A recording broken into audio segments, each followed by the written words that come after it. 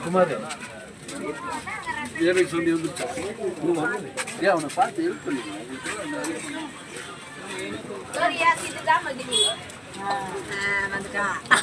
வந்து உட்காந்தா அத்தை அத்தை